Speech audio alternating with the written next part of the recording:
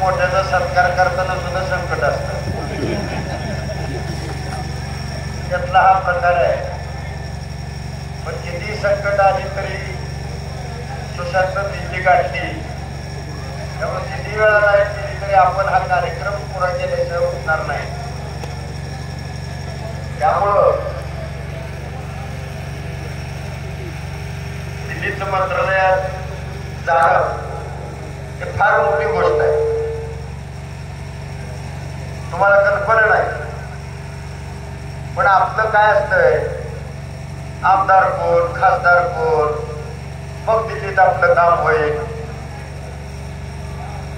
जिल्हा परिषद सदस्य कोण, ते 5 वर्षाकरता असतं. 5 वर्षानंतर त्यांचं तिथं जाणं नसतं. पण हे 40 वर्ष तिथं राहणार, रिटायरमेंट पर्यंत राहणार. त्यामुळं एक कलेक्टर काही करू शकतो. सगळ्या जिल्ह्याचा निधी जरी आमदार ठरवत असले तर प्रत्यक्ष वाटप कलेक्टर करतो. आणि मग दिल्लीतल्या मंत्रालयामध्ये तर फार मोठी गोष्ट आहे.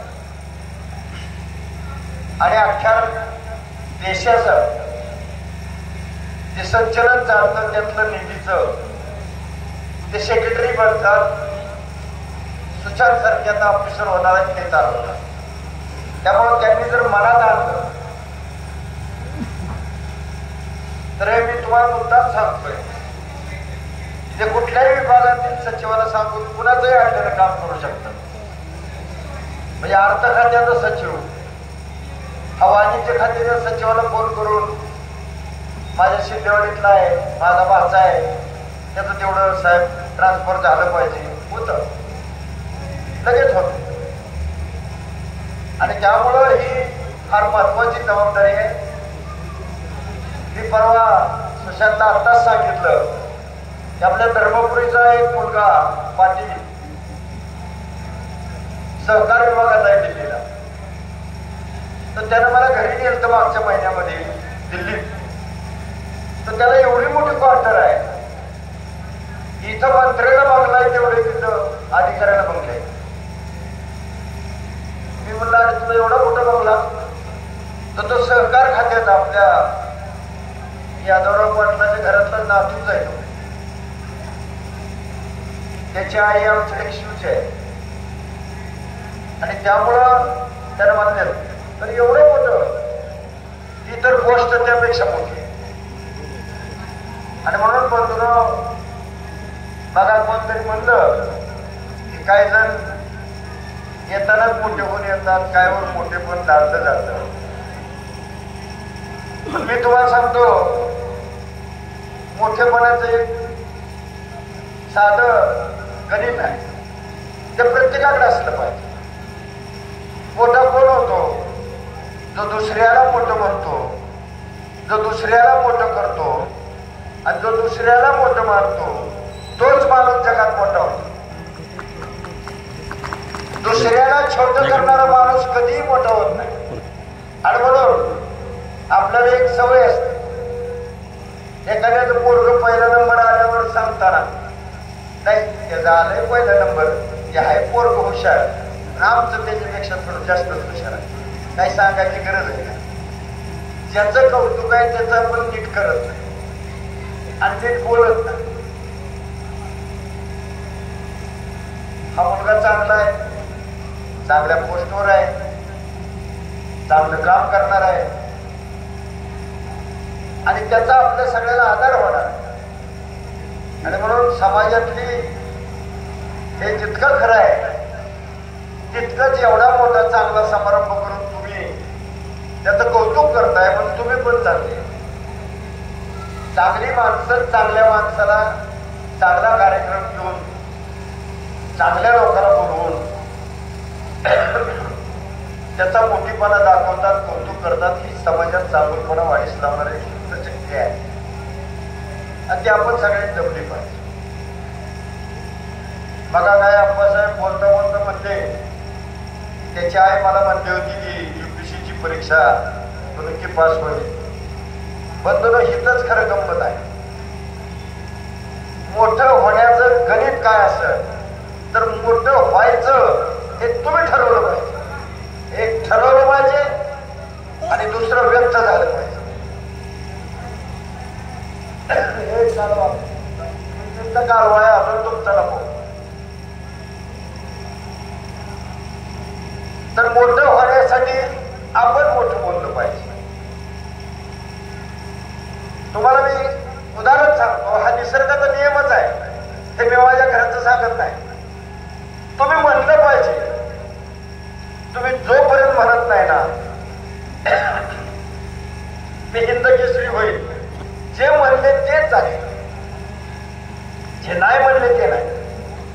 हिंदवी स्वराज्य निर्माण करेल असं जर महाराज म्हणले नसते, व्यक्त झाले नसते तर स्वराज्य झालं नसते. हे नीट लक्षात ठेवा. मोठेपण होण्यासाठी सगळ्यांनी ते प्रयत्न केला पाहिजे, म्हणलं पाहिजे. स्वराज्य आम्हाला जन्मसिद्धांक आहे, तो मी मिळवणारच. टिळक म्हणले नसते तर मतदान आता आहे ते झालंच नसतं आणि स्वराज्य लोकशाही आलीच नसते. कुणीतरी नीतिमान चारित्र्यवान माणूस व्यक्त होतो त्यावेळी ती घटना आम समाजासाठी लाभदायक योजना ठरते आणि त्यामुळे बोलताना नीट बोललं पाहिजे, चांगलं बोललं पाहिजे. तुकारामाने जे म्हणलंय तुझे आहे तुझपाशी, ते नेमकं काय काय बोलावं, कुठं बोलावं, कधी बोलावं, किती बोलावं आणि कसं बोलावं हे आपल्याला आहे, आपल्या जवळ आहे.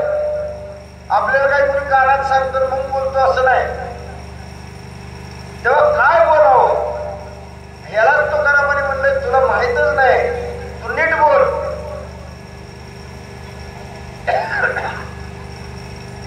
मी 2-3 वेळा आपल्या शिंदेवाडी गावातून जिल्हा परिषद सदस्य म्हणून निवडून गेलो. त्यामुळे शिंदेवाडी आपलंच गाव आहे. मी त्या गावात नाही, ते सगळ्या घराघरात मला ओळखतात आणि मी सगळ्यांना ओळखतो.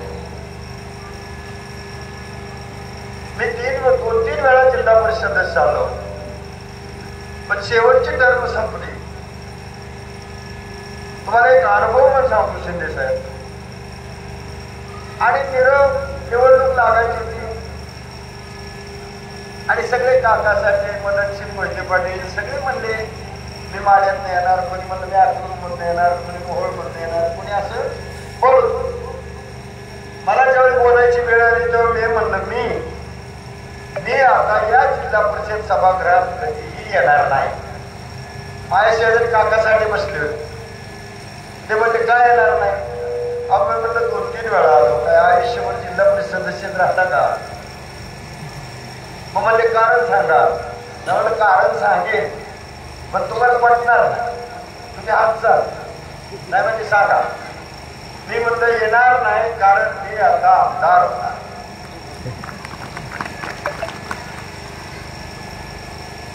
शपथ तिथं म्हणतो. तुम्ही टाळ्या वाजवताना उगाच कंजूसपणा करू नका. सांगून आमदार झालेला माणूस आहे. ती म्हणजे कसं शक्य आहे? मी म्हणलं तुला काय करायचंय, मी होणार आहे ना. दोघं जर उभं राहील म्हणजे कसं होणार आहे? हे म्हणलं अजून ती काढलेलं नाही पण होणार आहे म्हणून कळलं ती सांगतो. 4च महिन्यामध्ये मी मुंबईला होतो. सतत मी भाषणात म्हणत मी आता आमदार होणार आहे, मी आता आमदार होणार आहे. हसवायसाठी म्हणायचो, मला बरं वाटण्यासाठी म्हणायचो. समजा रात्री 10 वाजता मी मंत्रालयासमोर उभा होतो. ताई उद्यापासून नीट बोलाय शिका, माझा पोरगा कलेक्टर होईल, मुख्यमंत्री होईल म्हणा, यातलंही गंमत आहे. मला फोन आला, हॅलो त्याला कोण? म्हणजे मी मुख्यमंत्र्याचा PS बोलतोय. पृथ्वीराज चव्हाण मुख्यमंत्री आपल्यावर बोलणार आहेत. पृथ्वीराज चव्हाण एकदम मी बाजूला गेलो. पृथ्वीराज बाबा म्हणजे कुठं आहे? नाही मुंबईत. अभिनंदन. म्हणलं कशाबद्दल? आम्हाला तुम्ही आमदार झाला, राज्यपालांनी आता जाहीर केली आहे त्यात नाव 1 नंबरला तुमचं आहे, तुम्ही आमदार झाला. वाजवा घेता तेव्हा शपथ ते आमदार झाला. शंका ते सांगते ते खरं आहे का? ताळी वाया गेली तर काय केवढ्यात पडतो. इथंच सगळी गंमत आहे. आपण जे गरीब आहे, आपण जी सारखं आम्हाला काय गरीबाला आमचं कुठलं होतं. चला तुम्ही एखाद्या म्हातारीच्या घरी तिला इतरा आजी तुझा पोरगा कलेक्टर होणार आहे, ती पहिल्यांदा म्हणजे कुठलं होत तात्याच्या घरानंच जाणार. जाऊ दे अजून 10 वर्ष आम्हाला काय करायचं. हिनं काय म्हणायला पाहिजे, तुमच्या तोंडात साखर घातली. उद्यापासून बोलायला हे शिका. कार्यक्रम कौतुकाचा आहे, पण अशाच कार्यक्रमात आपल्याला काही जीवनातले लुसफुस बारीक बारीक बारकावे ऐकायला मिळतात. उद्यापासून बघा, जळू दी पेटू दी जी म्हणते ते ना बायका धुताना येते, गज तरी जळती, पीक तरी जळतं, नाहीतर ती कपडे तरी जळतात. बघा तुम्ही, जळू दी पेटू दी म्हणले. मी जिल्हा परिषदेच्या सभेत सारखं सांगायचं, बायका धुताना म्हणायचं जळू दी पेटू म्हणून नको. असं होतं. तुम्ही जे बोलता ना ते तुम्ही मागत असता, आणि त्याला तुकारामाने म्हणलं नीट बोला ना, मागा ना, म्हणा ना माझा मुलगा मुख्यमंत्री होईल. नाही झालं तर नाही झालं, पण म्हणायला काय हरकत नाही. लय वाटत असलं तर मनात का मनात म्हणायचं, त्याला काय हरकत नाही. आणि म्हणून बंधूनो, आपण मी शिकलं पाहिजे. आपल्यापाशी सगळं आहे. मोठं होता येतं, मोठं काम करता येतं. मुळीत चिटबाई आमचे एक शिवलं होते, त्यामुळं मला आत्ता कळलं की त्यांचा नातू आहे. तर फारच तिथली बरीच सगळी शिंदेवाडी एक शिवकळगुली कुरबायला होते. आमचा गोपीनाथ शिंदे वायरमन आमच्या शिवला, मुळी चिटबाई शिवला. त्यामुळं सगळी माहितीची मंडळी आहे. तात्या बापू पासून आमचं शिंदेवाडीशी ऋणानुबंध संबंध येणं जाणं. म्हणून एखादा मुलगा ज्यावेळी केंद्राच्या सचिवालयाला जातो, त्या प्रशांतचं वय, सुशांतचं वय जर आता बघितलं तर मी तुम्हाला सांग, आज जी सगळी ओरडत आहे, कदाचित देशाचा मुख्य सचिव, एखाद्या महत्वाच्या खात्याचा सचिव हा 50-55च्या वयापर्यंत होईल, आणि रिटायरमेंटला येईपर्यंत कदाचित केंद्रातल्या सचिवालयात असल्यामुळं तो देशाचा निवडणूक आयोग सुद्धा होऊ शकतो, किंवा पंतप्रधान कार्यालयातला मुख्य सचिव होऊ शकतो, किंवा राष्ट्रपती कार्यालयातला मुख्य प्रधान सचिव सुद्धा होऊ शकतो. एवढी मोठी ग्रेड. आणि मग राष्ट्रपती किंवा प्रधानमंत्री कार्यालयाच्या सचिवाचा कुठल्याही मंत्रालयातल्या किंवा कुठल्याही कलेक्टरला कसलाही फोन आला तर त्याला ते कामच करावं लागेल. इतकी ताकद आहे त्याच्यामध्ये. केंद्रीय मंत्र्यासारखी ताकद आहे. केंद्रीय मंत्री सुद्धा कुणाला फोन करत नाही, सगळे हे सचिवच करतात. आणि यांनी सहज सांगितलं की ते आमच्या सिद्धेवाडीचा तेवढा प्रश्न आहे, हे 2 रस्ते टाका द्या, कार्यकारी आहे त्याला सांगितलं. काय ताकद आहे. म्हणजे आमदारांनी सांगून टाकणार नाही, पण दिल्लीहून मंत्रालयात फोन आलाय, टाकले रस्ते. निधी कसा द्यायचा, कुठं द्यायचा, लय पावर आहे अधिकाऱ्याला. आणि त्यामुळं मी तुमचं कौतुक करणार आहे की तुम्ही असला पोरगा तयार केला, शिकवला. त्याच्या फॅमिलीने केला असेल, त्याच्या मामाने केला असेल, त्याच्या आई वडिलांनी केला असेल, पण गावातून सुद्धा सहकार्य असतं.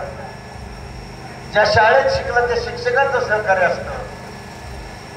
त्याची मात्र सुशांत किती मोठं व्हाल तुम्ही, पण इथल्या गावाने हा जो सत्कार घेतला याची आठवण ठेवा. ज्याने तुम्हाला आयुष्यामध्ये सहकार्य केलंय त्याच्याबद्दल चांगलं बोला. आणि तुमचा जन्म कुठला असून, तुमचं गाव उद्धटतावशी असो, पण तुमची कर्मभूमी आणि जन्मभूमी, शिक्षण सगळं शिंदेवाडीत झालंय. त्यामुळे शिंदेवाडीच हे तुमचं गाव आहे असं समजून गावाकडे लक्ष द्या. पण आता केंद्रीय अधिकारी होतो तेव्हा एका गावाकडे लक्ष देण्याची काय गरज आहे. तालुका महाराष्ट्रातून तुम्हाला कुणी येईल भेटायला, त्याला तुम्ही हे करा. जे युवक इथं मुलं आहेत त्यांना माझी विनंती आहे की हा कार्यक्रम सुशांतचा सत्कार समारंभ कौतुक तर आहेच, पण तुम्ही ह्यांच्यापासून प्रेरणा घेतली पाहिजे.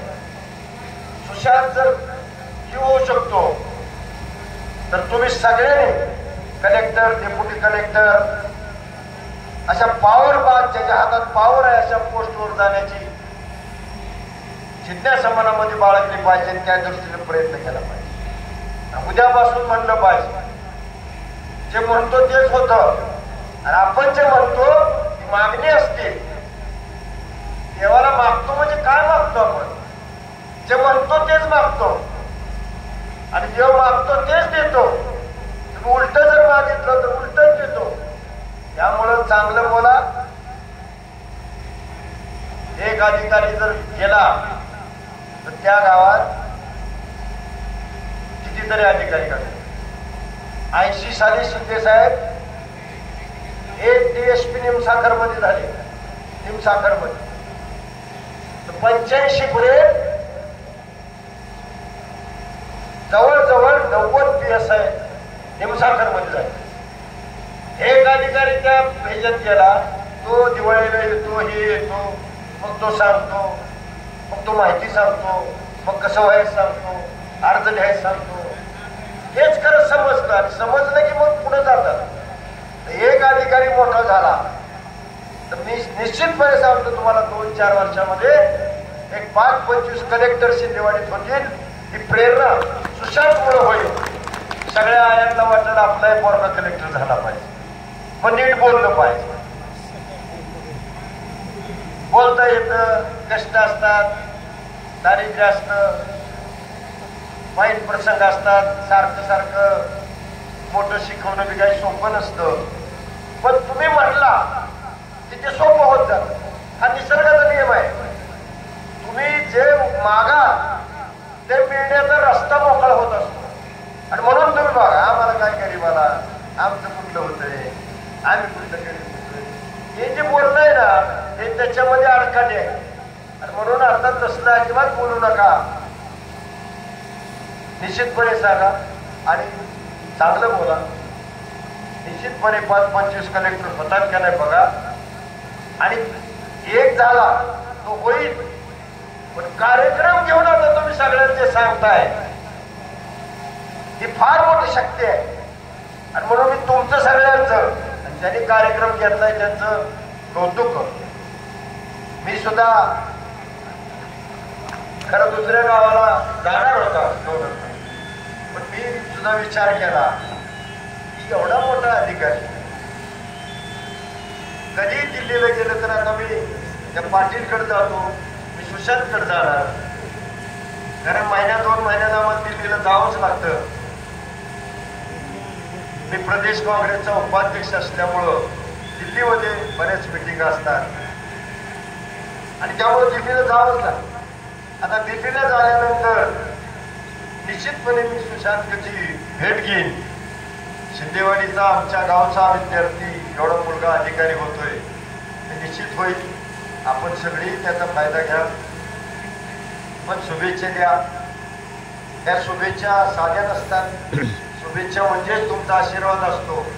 आणि सुशांत हा जो आशीर्वाद आता हे सगळे देत आहे किंवा सत्कार करताय, ते फार मोठं तुझ्या पाठीवर शाबासकीची थाप टाकताय. तू मिळवलेलं यश हे तुझं कर्तृत्व आहे, परंतु तू मोठा होण्यामध्ये या सगळ्यांचा वाटा आहे. आणि इथून पुढे तुझं जीवन भरभराटीचं जावं याच्यासाठी या सगळ्यांचा उपस्थितांचा आशीर्वाद फार मोठा कारणी लागणार आहे. हे पण लक्षात ठेवा. आपण सगळेजण, मी तुम्हा सगळ्यांच्या वतीनं सुशांतच्या भावी कारकीर्द आयुष्य भरभराटीचं जावं, त्याला फार प्रमोशन मिळत जावं, त्याला ऐश्वर्य मिळो, आरोग्य मिळो, आणि संपत्ती मिळो, अशी आपल्या सर्वांच्या वतीनं परमेश्वराला प्रार्थना करतो. आम्ही तुमचा सत्कार केलाय आमची सगळ्यांची शक्ती तुमच्या पाठीशी आहे हे निश्चित माना आणि या पुढच्या काळामध्ये आपण ग्रामीण भागातून आलोय, आपण अधिकारी झालो तेव्हा आपली जबाबदारी प्रशासकीय कामगिरी तर आहेच, पण या खेडेपाडी गावातील उद्धट असेल, तावशी असेल, शिंदेवाडी असेल, इथल्या मुलांना मधूनातून मार्गदर्शन करणं, इथल्या मुलांना दिल्लीत आल्यावर सहकार्य करणं, इथल्या नागरिकांचं नडल्या अडलेलं काम करणं, कारण दिल्लीत गेल्यावर काहीच कळत नाही, तर तेही करा अशी सगळ्याच्या वतीनं विनंती करतो. त्यांच्या कुटुंबाला, आईवडिलांना धन्यवाद देतो आणि अतिशय चांगला कार्यक्रम केला आणि हा सत्कार आयोजित केला त्याबद्दल आयोजकाला धन्यवाद देतो. आम्हालाही बोलवलं, सत्कार केला, 2 शब्द बोलण्याची संधी दिली, 2 वेळा लाईट गेली तरी बसून राहून ऐकलं, त्याबद्दल तुम्हाला सगळ्याला धन्यवाद देतो. जाता जाता माणसाच्या जीवनात वागावं कसं त्याची एक गोष्ट सांगतो आणि माझं भाषण संपवतो. एकदा एका जंगलाला फार मोठी आग लागली, फार मोठी आग, मोठी मोठी लाकडं जळत, एक चिमणी पाखरू त्या तळ्यात जायचं, चिमणी चुचित पाणी आणायची, त्याच्यावर शिपडायची, चुचित पाणी आणायची, त्याच्यावर आगीवर शिपडायची. दुपार झाली तरी चिमणी काही थांबत नव्हती. तिथं 2 कावळे बसले, 2 कावळे आपल्या गावात असतात तसे. त्यातला एक कावळा म्हणला, ए चिमणे. चिमणी म्हणते, का रे कावळे? म्हणजे सकाळपासून बघतोय तळ्यात काय जाते, चुचित काय पाणी आणते, चिपडते काय, तुझ्या चुचित मला किती पाणी येणार आहे आणि त्याच्याने काय ही जंगलाची आग येणार आहे? बस गप म्हणला, सकाळपासून बघतोय म्हणला सारखं.